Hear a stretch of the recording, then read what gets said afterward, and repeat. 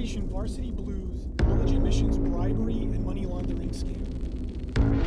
Lied, cheated, and covered up their crimes. In March 12th, 2019, the American public wakes up to a breaking story. The college admissions scandal. The FBI uncovers a $25 million nationwide college admissions scandal. The FBI uncovered what we believe is a rigged system. Wealthy parents, celebrities, and top-tier universities are involved. All are tangled in a complex scheme designed to cheat the system.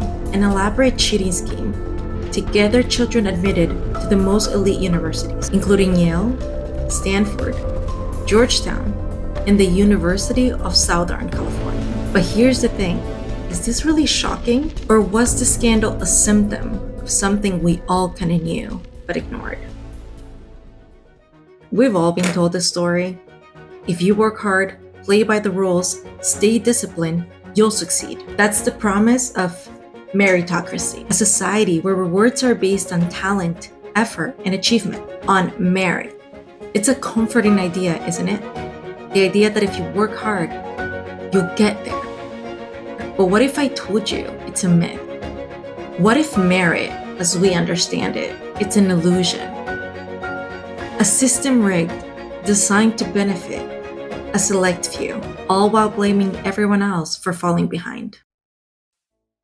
The term meritocracy was coined in the 1950s. It was a revolutionary idea for a world that was tired of rigid hierarchies. It promised something radical, a society where anyone could rise regardless of their background. At its heart, this is the issue that each of us faces on a daily basis. We want to make it. Why? Because we can make it if we try, right? This means that more is at stake on who gets in where. This is where the obsession with merit is born. We all want to say, I made it on my own, by my own work. This is what angered so many about this scandal.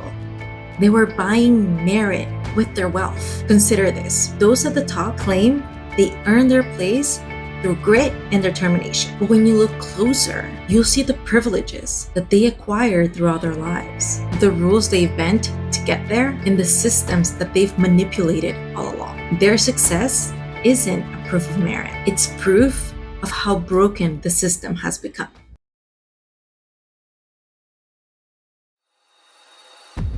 Can it truly be said that I have earned what I have achieved? Is it all my doing?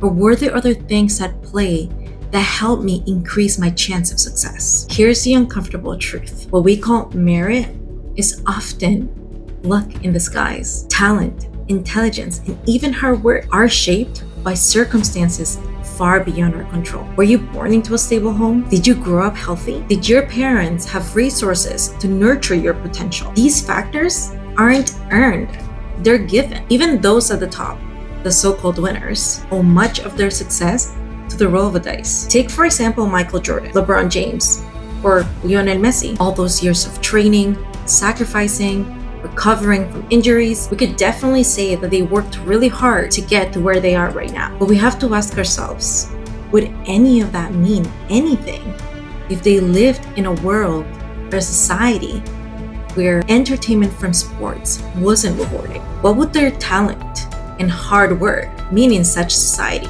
Or take famous celebrities like the Kardashians. They are the most controversial celebrities of all time. They're primarily famous because of their personal lives and their bodies. And the crazy thing is that they've exploited those traits to build generic businesses that make millions of dollars every year, simply because of whom they are, their brand. Again, we have to ask, what kind of fame would they have been able to acquire if we lived in a world that didn't crave gossip about people's lives through social media and tabloids?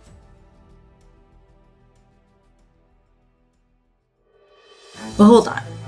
Education is supposed to be the great equalizer, right? It's the golden ticket to upward mobility. What we fail to realize is that education has become a mirror of the inequalities we're trying to escape. Credentialism creates prejudice and tends to diminish honest work.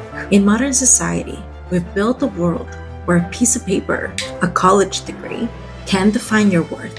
It's a system that places credentials above competence, creating invisible barriers for those who can't afford or access higher education.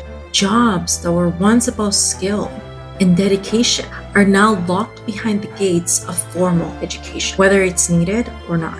At the same time, there's another problem festering beneath the surface: our growing reliance on technocrats to solve society's biggest problems. These are the highly educated specialists who treat problems as puzzles to be solved with technical precision, as though people's lives are data points in spreadsheets. And while expertise has its place, this approach strips decision-making of its humanity. Policies are shaped by cold efficiencies, ignoring the lived experiences and values of those people they're meant to serve. So what happens when we combine these two issues? We create a society divided by haves and have-nots. On one side are those with the right degrees, the right credentials, and the right access to opportunity. On the other are those that are left behind, those whose voices are silenced because they don't fit the mold. The sad part is that today, even a master's or PhD isn't a guaranteed path to success. So many people get their credentials, but when it comes time to cash in the check, they realize that it's been void.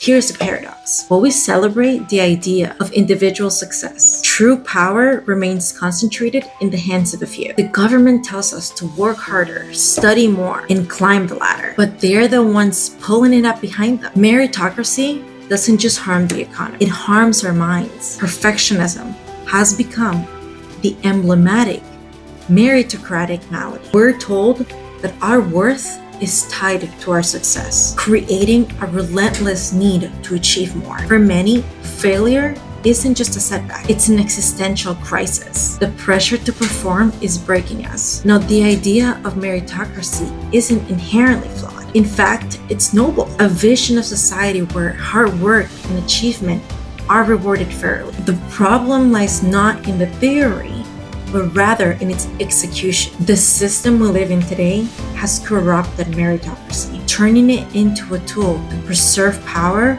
rather than distributing opportunity. We've been told that hard work pays off, but whose hard work? And who decides what counts as merit? If we truly want a fair world, these are the questions we must confront. Hey everyone, thank you so much for watching. I hope this video gave you something to think about.